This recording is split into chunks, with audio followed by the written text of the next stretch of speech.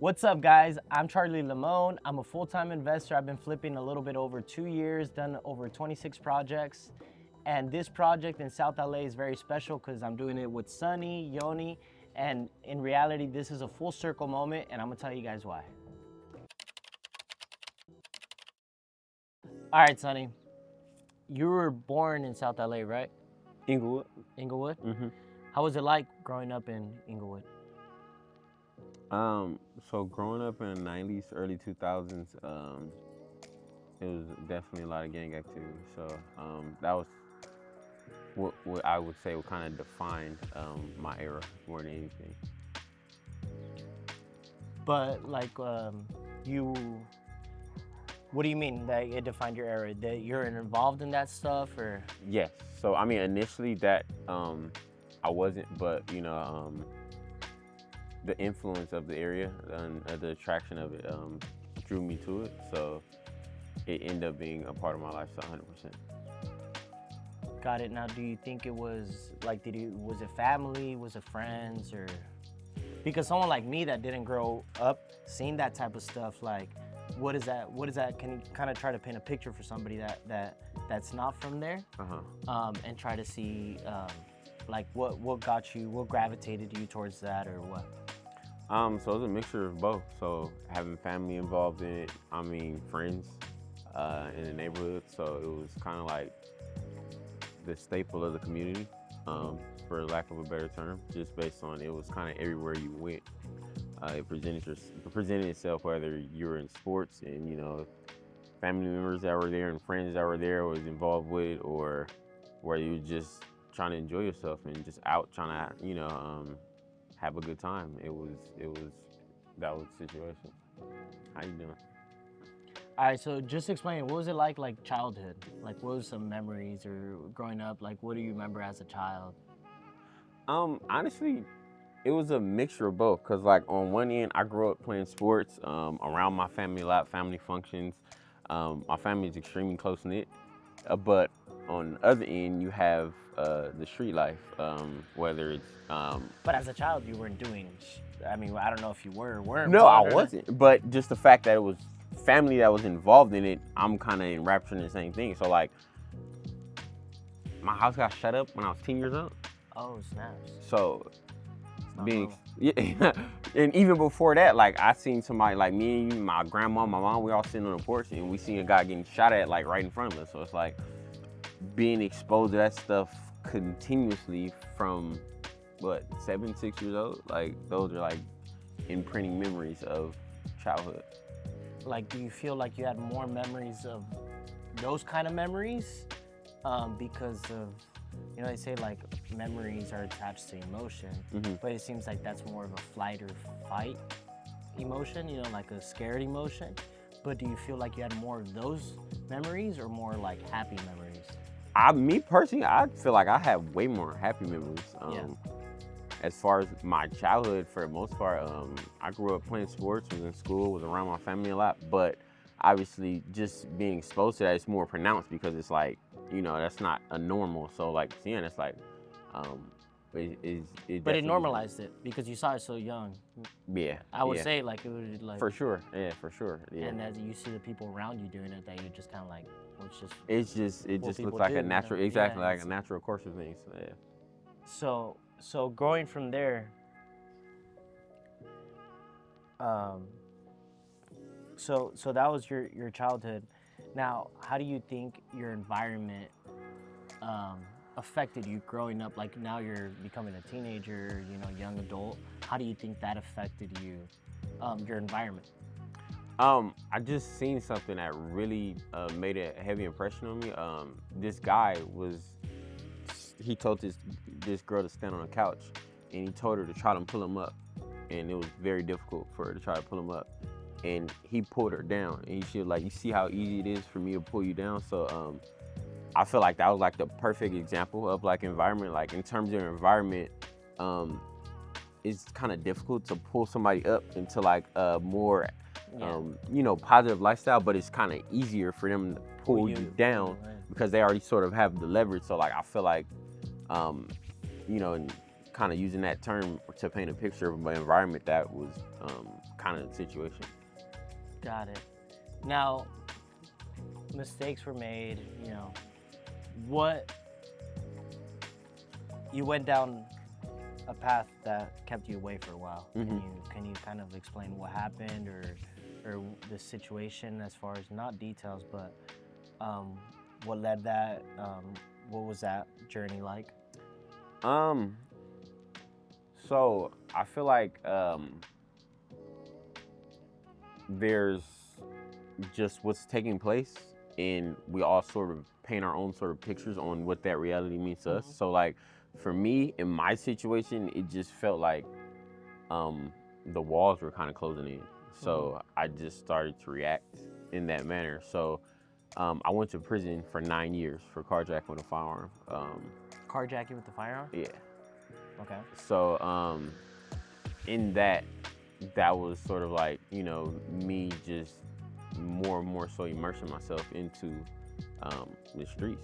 So you got more involved, like the older you got more involved with the streets. Definitely, yeah. So I mean, it just became like my waking idea, like how now we wake up thinking about our deals and our projects, stuff like that. I woke up, the first thing was on my mind was the streets.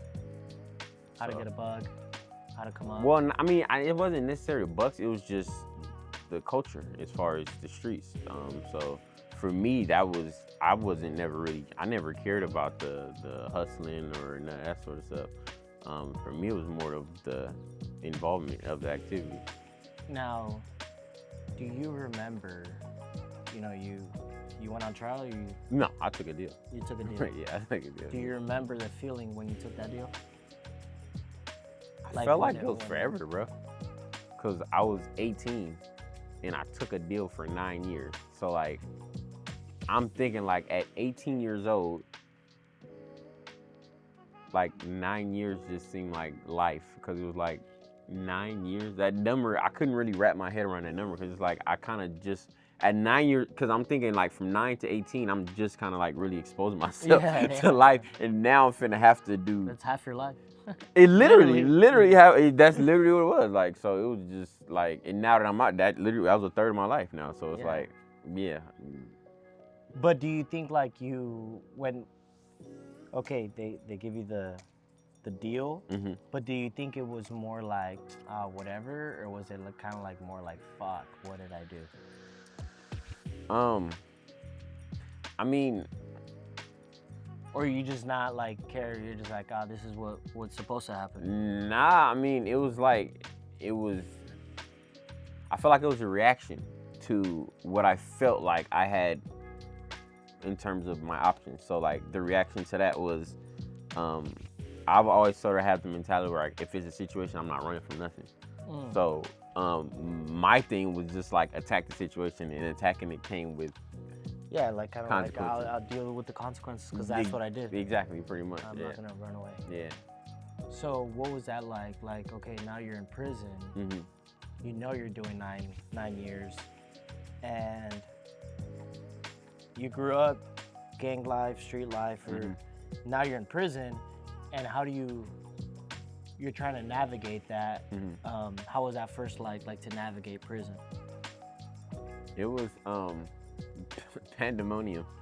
Fucking circus. I mean, because it's like you got a bunch of like, you know, it's so many moving parts, because it's like on one end you have, you know, I'm taking 9 years, but this guy's in here is fighting for his life. He's fighting a life sentence.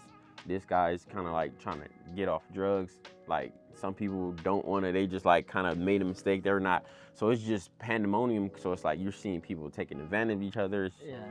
It was a lot to try to see at 18, to be like, damn, like, it's like you kind of in your own vortex, because it's like nobody's there to come save you, and you got to figure out, sink or swim. But it's the same thing, right? Like in the streets, you could easily get navigated towards, you know, doing, you know, stuff in there. And that 9 years could become more and more. For sure. Yeah, I've seen that happen too many times. But how do you, did you see, was that something you noticed early on, where it was just kind of like, do you think you had like a mental thing where it's like, I'm trying to get out here as fast as possible, so I'm not trying to? Or were you still kind of like in that mentality, like, I'm gonna hold my ground, I'm gonna do whatever, and I'll deal with the consequences? Well, I feel like I was kind of graced with like, so like I come in there like, you know, obviously this is a situation, so I'm here, so I just got to make the adjustments. But like when I first hit prison, I was fortunate to kind of run into older individuals. So like I went to a maximum security prison. Like so like in California, there's 4 levels: level 1, 2, 3, and 4. So they sent me to a maximum security prison. So like most of the guys I'm around got life, or they've already been there 20, 30 plus years. So, to me, I'm coming there and telling them I got 9 years. They're like, whatever. To them, that's like, I just did that about 4 times. So, but they're telling me like, bro, you finna be out. But I'm like, bro, what are you talking about? Like 9 years, this is forever for me. Like but their whole thing was like, it was never a question like, you're going home. So like, we're not even gonna like really have a conversation with you about anything else but you going home. So I was fortunate in that, you know, I wasn't around people who were like trying to influence me to do silly shit. But was there any like, was there people that were kind of forced to do stuff, or like, hey, you gotta, you know, do something? And they just kind of like made sure you were never a part of anything that. Well, I mean, as far as the politics of the situation, if this is what you signed up for, then you know when duty calls, you gotta perform. Yeah. So you know, there's some people that kind of neglected that and went a different route. So and they had to deal with the consequences according to, you know, their decision. So okay, now you're in there. Again, do you feel like there's a certain point where you started making because I know you said like you're cold calling in prison. You know, like that's crazy. So, and like the hustler stayed hustling, you know, one way or another, you're gonna get yours. Now, so there had to be some point where you made that kind of like, okay, I am gonna get out. What am I gonna do? You know, what was that like? Do you remember, or was there something that you saw, read, or that or somebody that you saw or read, or you know, something? So I didn't really pay attention to it, but I used to go to solitary confinement every year. And I didn't really pay attention to it because in prison, like stuff happens and. But that's because you did something, so they put you in there. Exactly. So, what this was, 2014 or 15, I'm in solitary confinement again. I called my sister, and she like, you always in a hole. Like she joking, like, you know, but I'm like, I sat and thought, I said, damn, I'm always in a hole. And so like, that kind of like, I didn't like, as far as like when I went back in my cell, I didn't have like a reflection. I'm like, I didn't really want to be known for that. Like, kind of like the fuck up. Like I'm already in prison, and you go to prison and you fucking up some more. So like, you're in the worst prison. You're in the worst place in the worst prison. Exactly. So like, you're by yourself. Like, and so like, cause I remember was in solitary farm one time, and one of my neighbors was Hispanic. He was like, you know, we're like 10% of the, so like it's already a small demographic for us that's already in prison, and we're cut off from them. So like 1%, baby. Like you the fuck. Homie trying to stay on that 1%. You're the fuck up of the fuck up. This is crazy. Like, so yeah, that but yeah, that was when I sort of like, I was definitely like, yeah, I'm not finna be known for this. So like, that's when I actually really start building myself personally. And what was that like? What'd you start doing? What was it? That was the first time I actually like start really writing down like goals of things I wanted to do. And then I got out of solitary confinement. I met my brother Brian, and he had like a cell full of books, and I read his whole cell. He had like 60 books in there. Oh wow. And like it was kind of like when I got out of solitary confinement at that time, I met him, and that was kind of like the perfect sort of mastermind situation for me, because he was like somebody. You manifested it in some sort of way. Exactly, yeah, because it was like that was I was the first time, like, you know what they say when a student's ready to teach your peers. Exactly. So it was like I start putting stuff down, and then when I get out, I meet him, and then we were just like, you know, masterminding. Like that was like when I really started reading about like history, learning about finance, learning about business, and that kind of started the whole thing. Your mental switch For as sure. far as like. Yeah. Now, you said you wrote down your goals. Mm-hmm. What do you think got you to be like, okay, this is what I gotta do? So being like, I always had the mentality like I'm gonna get out. That was never a question. So As far as me getting out, I knew I didn't want to just get out and just hop on somebody's clock. But the whole point, I guess what the question for me is, like, you could have easily been like, okay, I need to do better for myself, start hitting push-ups. Well, I was or already something, working out. doing something, but Yeah. the fact that you wrote down goals, that you had to learn that somewhere, For sure. right? Yeah, So yeah. where do you think that came from? So I mean, as far as my influence, I've always had like my high school teacher, Mr. Johnson. Like I've always had like great influences from elementary school, Miss Taylor to Miss. So like, So let's talk about that. Let's talk about some people in your childhood that influenced you, that you could remember, that now that you're older, you could be like, damn. Yeah. So in elementary school, Miss Taylor, that was like my 4th grade teacher. She never sort of conversed with us as if like we were here. It was always like, you have this sort of station, or like you have not necessarily it's obligation, but you have this potential, you need to live up to it. So like, exactly. So that was always the conversation. So it was always like inspiring to deal with her, because like she had a coffee shop not too far away from her, but like she'll take us to a coffee shop and we'll just do different stuff. So like having that sort of imprint, and then like the encouraging challenge. So to her, it was like always an encouraging challenge. Like for me, it wasn't never intimidation. Like she was challenging us to like step up to something, and it was always something I appreciated. So like from going from her to like middle school to like Miss Russell, and like then high school, Mr. Johnson. So just having those influences in my life. What did Mr. Johnson, what do you remember about Mr. Johnson? I mean, he's kind of largely the reason why I'm in real estate. So he was a broker, as well as a teacher at the time that we was in school. So when we were in school, he was a broker, and he'll be sitting there talking about his deals and stuff, and I'll just be kind of like listening to him. And even worse, so like we were in a continuation school, so he would be like, he would literally 1%. Oh, you always stay on the 1%. Regular high school is good enough for me. He said, I gotta go to continuation. Gotta continue this bad boy. So, I mean, you know, like, Keep it going. he would literally like, he would talk about like gang life. Like he would act, like, he was like, bro, I would rather y'all go to the army than be in the streets. Cause like, he like literally drew like a board, like in the army, if you die, you get benefits, like your family's taken care of. In the streets, if you die, your family has to do like a car wash or a fundraiser. Yeah. In the streets, when you retire, you can get, you know, like you get a pension, you can go buy a house. If you get a job, you can use your, you know, your VA loan.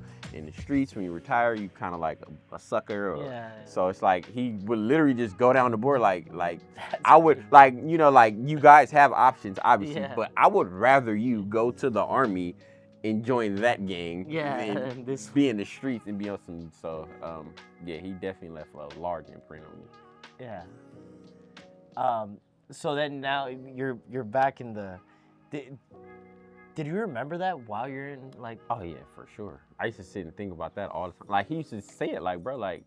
But do you think when you were out in the streets you were thinking about that, or it just was like, you never clicked until you had the time to yourself? Definitely, like, I was talking to one of my friends before, and like it was kind of like, cause like you'll get people that'll give you sound advice, and it's almost like you don't even hear it because like you're so. Like it's almost like you have blinders on. Like you're so focused on what you're doing, and anything outside of that is like almost like you guys are non-believers. You're not helping what I'm believing in, so get away from me. So well, it goes back to like when the students ready. Exactly, pretty much. Yeah, you know? Yeah. So and you started doing. What'd you say was Brian? Yeah, Brian. So you guys start, and then what got you into real estate? So I've always been into real estate. So like one of the first books I ever read was Rich Dad Poor Dad.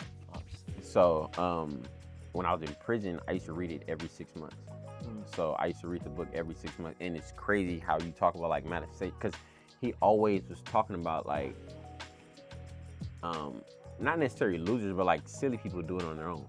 And then like one day, like when we were doing this project, I was like, damn, like I'm actually building the things that, because he was like, real entrepreneurs have a team. They have bankers, they have lenders, they have attorneys. And then I'm thinking like, damn, like looking at this project, like, I mean, it's all like a collective effort to try to do something. So it's like, now I'm looking at like, damn, like I'm actually putting in, what I was actually reading on a regular basis. So then that got you into real estate. So what the hell got you cold calling?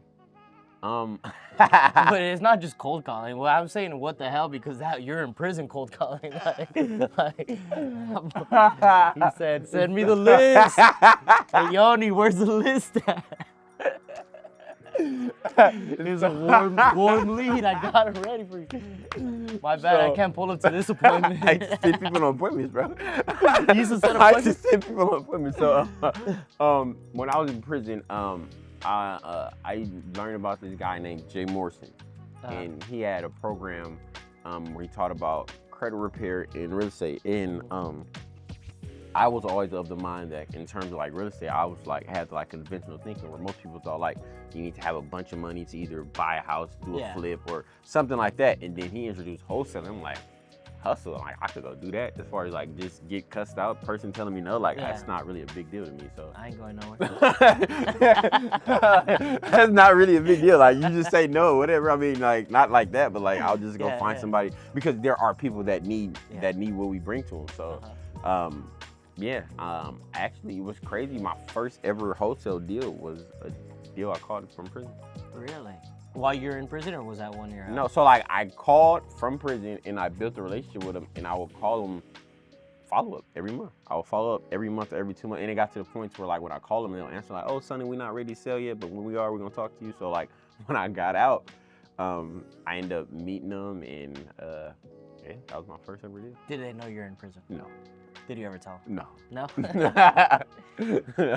So when did you become, okay, let's go to this. Did you become a real estate agent when you're in prison? No. Like the study and all that, or no? No, so I was wholesaling. You're a wholesaler? Yeah, so. Did you close any deals in prison? No. So the deal that I closed that was the first one? Yeah. Oh, okay. Yeah, so, no, but I had to get my record expunged and all that kind of stuff before I became an actual agent. So you get out. What was that like? Do you remember the day? Do you remember? Yeah, November 2nd, 2018. It was, because like a lot of people talk about like the anxiety of getting out. Like I couldn't sleep the night before and all that. So like, but for me, I went to sleep. I didn't, I don't know what the anxiety was like all about. Like, I mean, a friend came pick me up and, well, it's crazy because initially I was saying I was gonna go to a halfway house and like, do like that sort of transition. Yeah, but once I was like, I don't smoke, I don't drink, so I don't really. I already have a job waiting for me when I get out. So like, I mean, like they're great for people like are in situations where they don't have the resources. But it's like, I have a family that I can go to. I don't smoke, I don't drink, and I have a job. So like, I don't really know what I'm going to the program for. So I just went to my family's house. And what was that like? It was maybe not the first day. Let's just make it a little bit more broad. What was the transition like from like, okay, I've been gone 9 years, now I'm back. Obviously, culture probably changed. Yeah. The streets probably changed. Sure. Like, I don't. For me, it was like a breath of fresh air, honestly, because like I was saying before I went to prison, the streets are like hot. Exactly. So, but when I got out and I'm seeing like the demographics are changing because like I caught the bus one day in Inglewood and I see like white people walking dogs. So like for me, I'm like, what? Someone's gentrifying. Yeah, exactly. So I'm like, this is not what I grew up in. Like we're like, yeah, this is a totally different. So like for me, that was perfect. So I'm like, I don't have to worry about it was perfect for me as far as coming home. Did you ever have any issues with like the people that you probably, I don't know, did gang activity and then coming back and like as far as like people on the other side or people that were with? Both. Nah, I mean, or did it just die down at that point? Like for the most part. So like as far as the people I grew up with, it was more of an embrace. It was like, you're back. Yeah, we love this. We love you. So it's like, if whatever decisions you want to make, then we're gonna support it. So like, and then as far as the other side, either if you're still involved, you're dead in jail, or like, or you change your life. So it's like, as far as like the path, it was 10 years. So it's like after 10 years, it's not really much of the same stuff going on. Yeah. So then, boom, you're back. What's your first thing? Like, hey, I need to get to work. You know, For I need sure. a Yeah. what were you like? Hey, I'm ready for this real estate. Did real estate come like right away? Like For I gotta sure. figure this out. Like Yeah. how to get into real estate. So I was already, like I was saying, I was already calling. So Yeah. like for me, it was just more so I need to establish some income as far Mm-hmm. as not only that, I'm on parole. So like I need to show like, what are you doing with your time? So I got a job at Denny's. Denny's? Yeah, I was a server Nice. at Denny's. Where at? The one on Coliseum in Crenshaw. yeah, So yeah. I got out. I had a job at Denny's. And I was cold calling. So like I was either at work or I was at home cold calling. So and then I really started. I got in a lot of motion. So like I got out in November, January. I started my LLC. I was building my credit from prison. So when I got out, I already had like a 650 credit score. So like I was, so like you know it was moves I was already making while I was in there. Uh-huh. And then you had to figure out how to get your license, right? Yeah. So I just got my license last year. So during that whole time, I was just wholesaling before that. Oh, wow. Yeah. So before I was just wholesaling. Dang. So what was that? 6 years? Yeah. No more. Yeah, 6 years. So I'm like, you no, got it's it last 5. year? Yeah. So this year be 7 years? Or this 25? Yeah. No, this. Yeah. Got so it. this year be 7 years. So like, yeah, about 5 years. Yeah. So you're working at Denny's. You're cold calling. How long did it take you to close your first deal? So I got out in November 2018. I would say even from that same deal, it was like 18 months. So like I closed 3 deals back to back during COVID. So like COVID was like February 2020. March, yeah. Yeah, so like February, yeah, I closed 3 deals back to back. So one was like a referral from a realtor. I referred a realtor, and the other 2 was wholesale deals that so. And how'd you know okay, you learned the wholesaling, cold calling, but how'd you figure out the rest of the part? One thing is getting the deal, right? So you got that part down. How'd you figure out the rest? So during the course, it was, it's actually taught, like, as far as like the whole process, as far as how you get your list, to cold calling, to building the relationship, to going on appointment, to actually closing it. So, and then I'm also watching guys like Max Maxwell and then Brent Daniels from Talk to TTP and stuff like that. So like, this is all the information that I'm sort of like accumulating, and when it's actually time to perform, obviously, it's a different thing. But yeah, but you had to find an investor also, someone to buy it, right? How'd you figure that out? So they actually reached out to me. So I used to post like Facebook videos on like, of me door knocking, and one day I posted a video because I door knocked this guy and he cussed me out. So I door knocked him, and I was asking like, you're thinking about selling your future? He's like, get the fuck away from my door. I'm like, you have a great day, sir. He's like, fuck you. I'm like, why? I was like, why? He just sat there and looked at me, and then he just closed the door. So I wouldn't post that, and then some guys reached out to me like, bro, like, we want to work with you. Like, you obviously don't mind, the rejection. You don't mind the rejection, so they were like some of the first investors I worked with. So you sold them the deal. Oh, nice. So you closed 3 deals back to back. At that point, I don't know, are you living with your parents or? I'm living with my brother and my sister. Your brother my brother and my sister lived in the same building, so I was kind of bouncing from living with them. And then, when did you decide to make the full 100% into real estate? Because I mean, you're still working at Denny's, no? Yeah. So during COVID, everything was shut down. So like I didn't have anything else to do but real estate. So 2020 was when I made like the full leap. Like that's when I joined Pace Mortgage program. I got a VA. I just was like full-fledged in real estate at that point. You got a VA cold calling. Damn. And then what do you think was the leap of? Do you feel like you've had a leap of success where you're like, all right, you gained some success and you're like, all right, now I got to branch off, probably get my own place, get my car, and do all this stuff. Like now I have the ability to do all this stuff. Yeah, so comfortably, because it's one thing to be able to afford it, but now it's like I got to make sure this is coming in for sure, monthly, because now you don't have no other source of income. So like during COVID, that's when I went and got my own place. I already had my own car then, but yeah, that's when I really start like as far as like one, putting the pressure on myself where I have to produce, and then 2, like, all right, I actually have the ability actually to produce. do you think that's one of the things that works better for you? Because I feel like I'm the same way. Sometimes I might not be able to, I might be like, damn, I'm taking on a little bit too much. Like when I first started, it was like, okay, I could do one flip. Yeah, I could do one flip. And then it's like, hey, there's this other flip. And I'm like, damn, I don't know. Like, I don't got the funds. I still don't close this one and blah, blah, blah. And then, boom, made it happen. But I forced myself into a situation. Then it became 3. And then it just like, you know, it just constantly happened. And then, you know, the time was good. So things would sell. And then it's like, you're okay going into more and more and more. But now you have the pressure. Like, I need to perform. I need this to come out, blah, blah, blah. But for you, what that was around that time. And But do you think you perform better like that? Like, we're like putting that pressure on yourself? I think those situations are necessary because you really don't kind of know what you're capable of until you're in a situation where you had to figure it out. So it's definitely, you know, you're fortunate if you're in a situation where that's not really the case. But like, being that for me, that was always like the mentality. Like, I've never had nothing against anybody working on the clock, but like for me, my intention was always to get off the clock. So.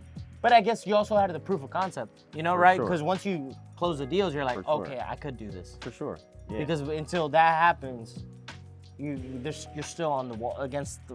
Like, you don't really know what you're like. It's not really locked in. Like, I know it's possible, but I don't know if I can do it.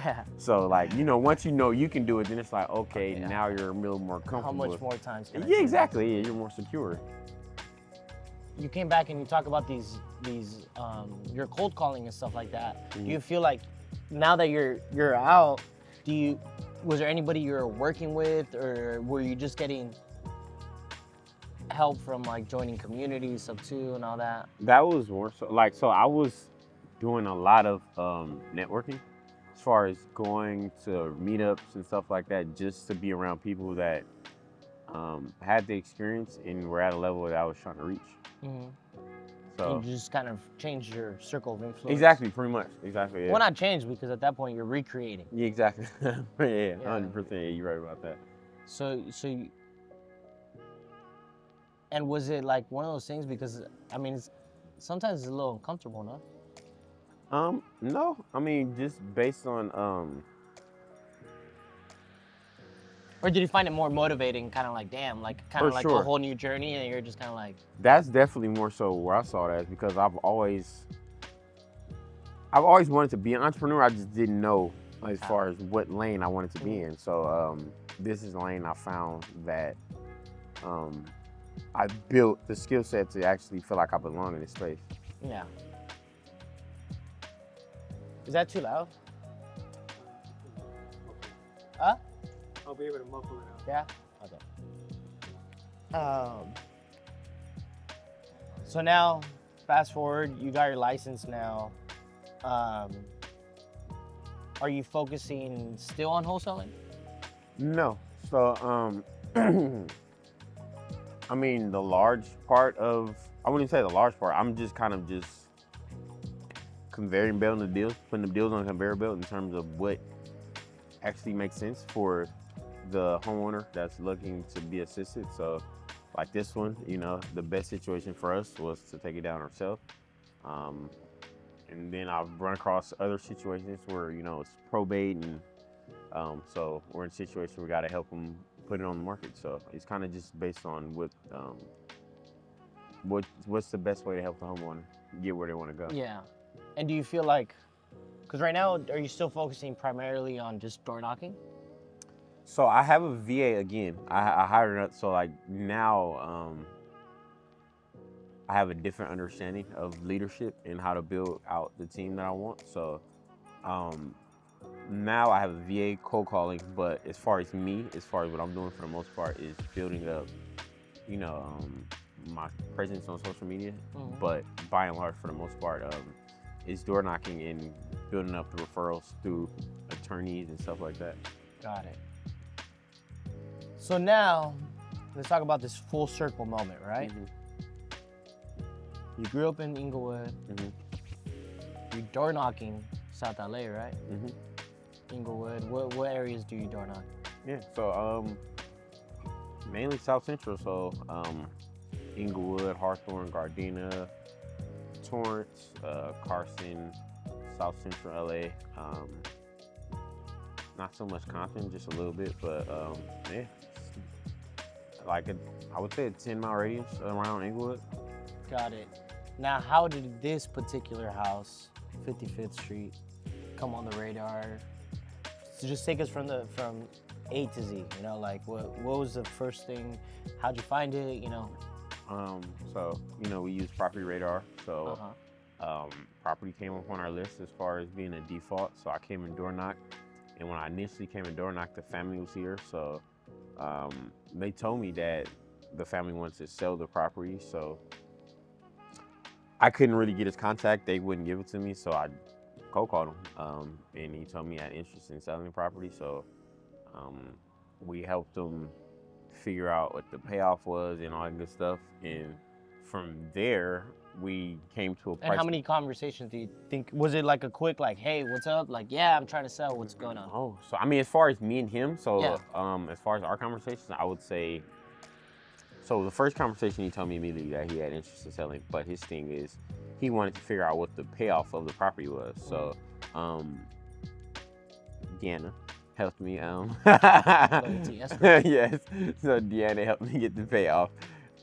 And from there, once he figured out what the payoff was, he was able to figure out like, okay, I want to walk away with this amount. So once, I would say that was probably like 5 or 6 conversations. So, obviously Deanna had to get the rights for him to go, and rights to go get the payoff estimate, all that sort of stuff. So we had to coordinate all that. I would say around like 6 or 7 conversations to the point to like, okay, now we're actually talking numbers based off the information that I have. I know what's.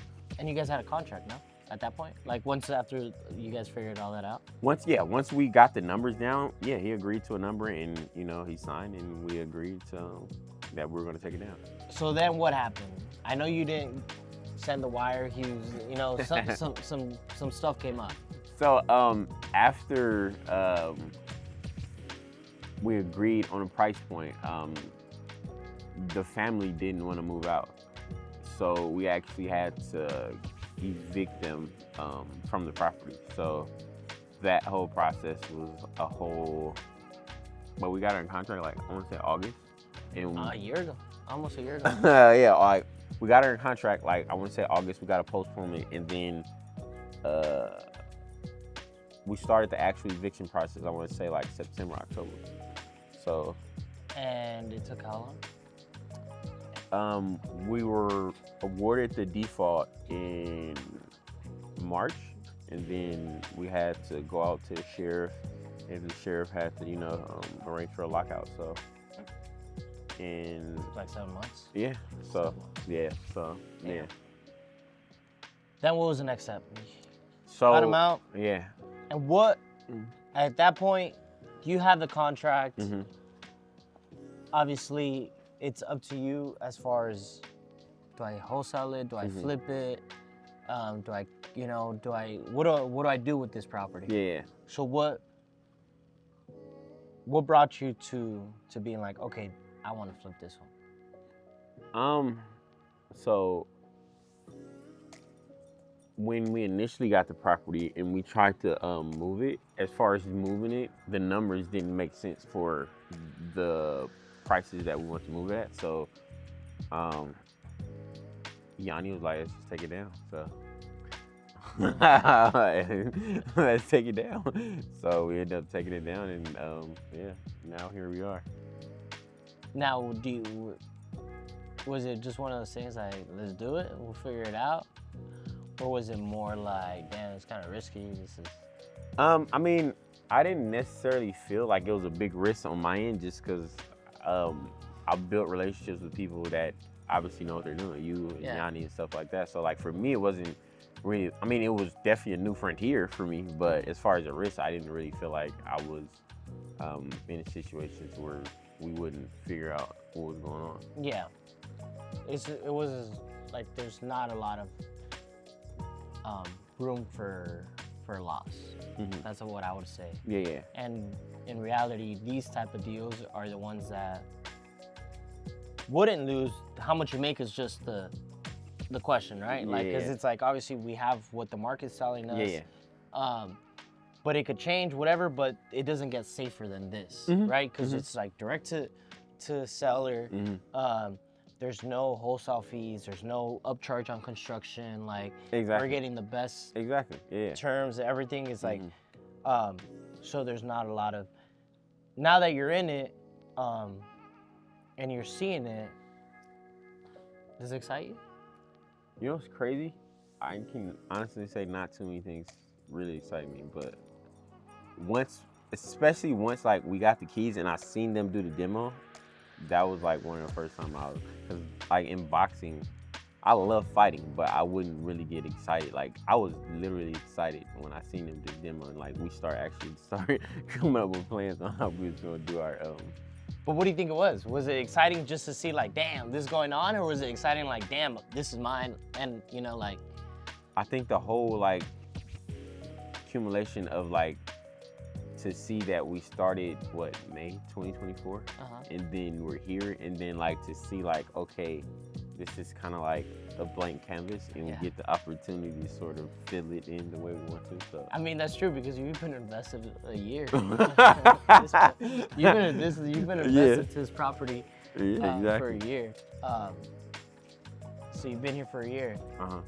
Now, do you think there's any significance? Cierra la puerta, por favor. Gracias.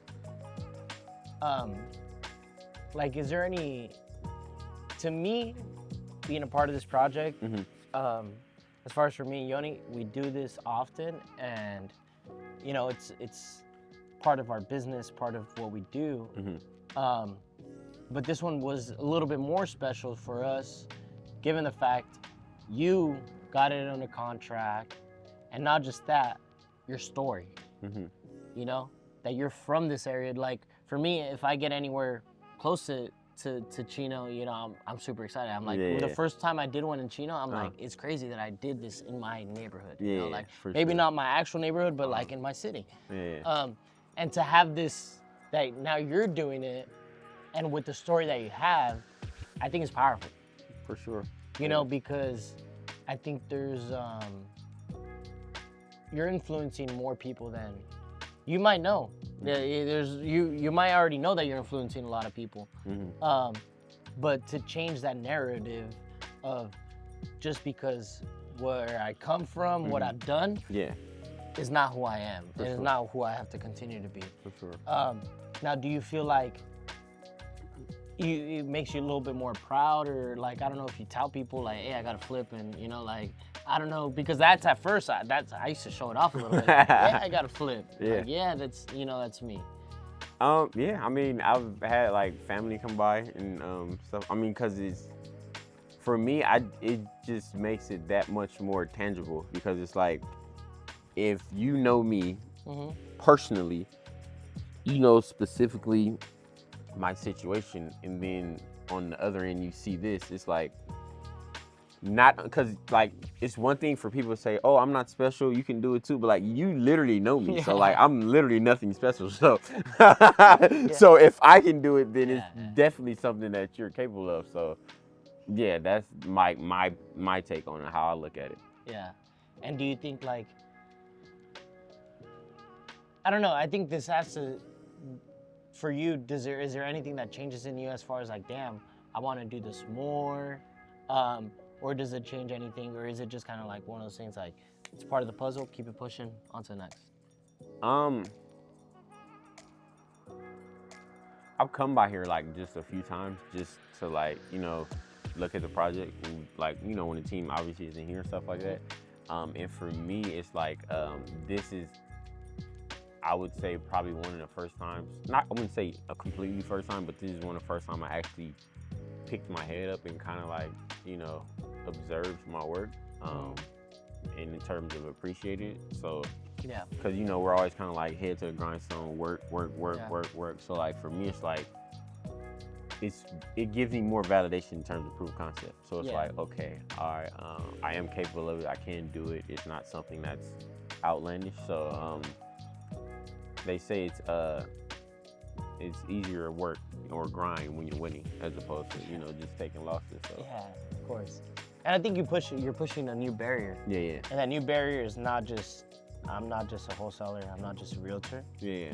No, I'm an investor, I'm a flipper. Yeah, for sure. And now that just opens up another avenue. Exactly. They always say wholesalers, they graduate to flippers, and flippers graduate to, they do ground ups.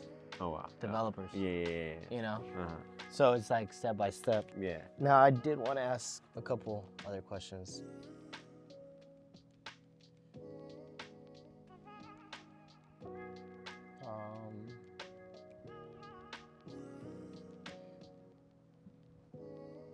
I guess, where do you see yourself in this real estate journey?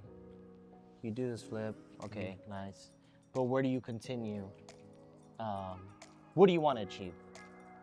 Doesn't have to be long term, because I know that's kind of vague, because there's a lot of factors, but like short term, what is it? I mean, short term, like in the next 3 years, I see,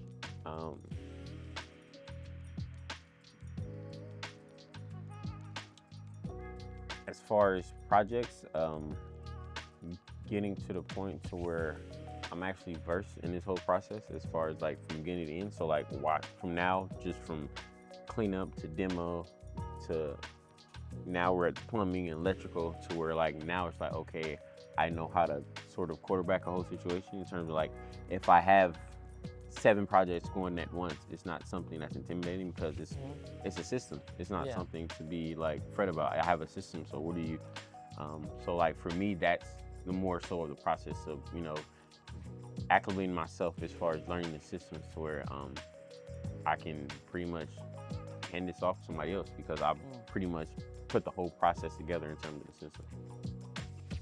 Got it. Now, as far as a legacy, what do you think? Let me reword that, because it didn't come out now. What kind of legacy does Sonny want to leave?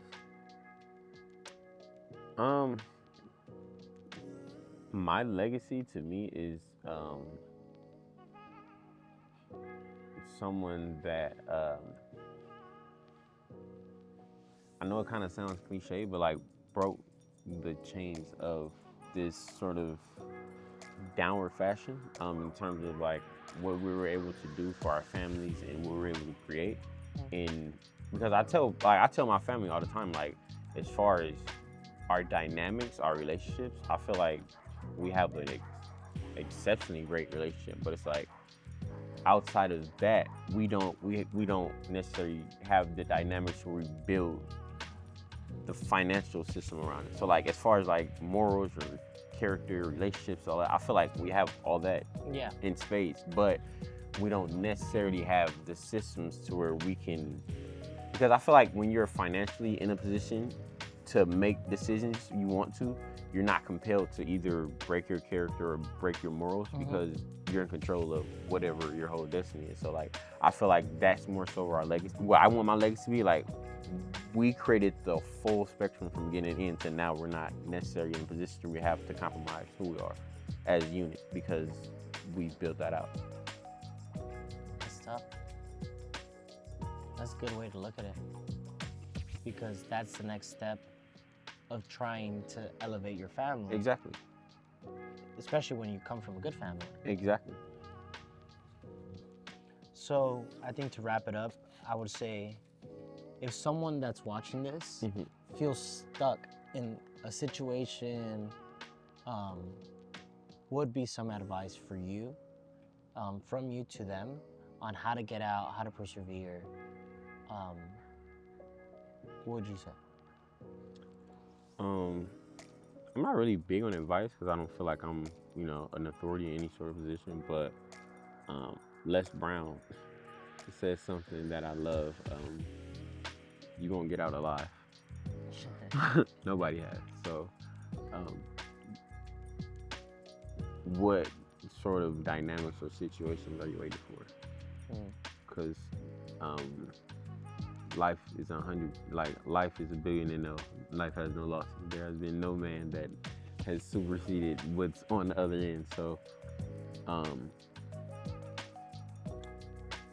what do you have to lose?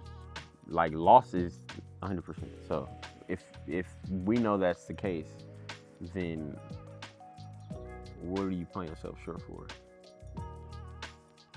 And like, that's always like, when I look at stuff, it's like, and then especially now in these times, like, we don't even have the dynamics where it's like, if something doesn't go according to plan, I'm gonna die or something like that. Like, the only thing we have in this time and day in our life is something doesn't go away or doesn't go our way, we face a form of humiliation.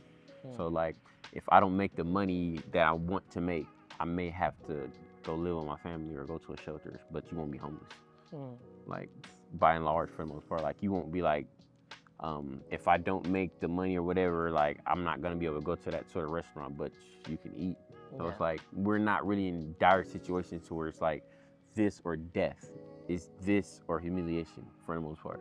Like, I didn't save or I didn't do, like, you know, I don't have the money to, like, that's really the only thing of our current dynamics as opposed to other generations. Like, there's pretty much a guarantee you won't die. You can make a pivot. Yeah. So it's true. So just go out there and try it. I mean, what's gonna happen? Like, I mean, someone's gonna tell you to fuck off. Just knock that fucking door. 1%, baby. Here we are. There you go.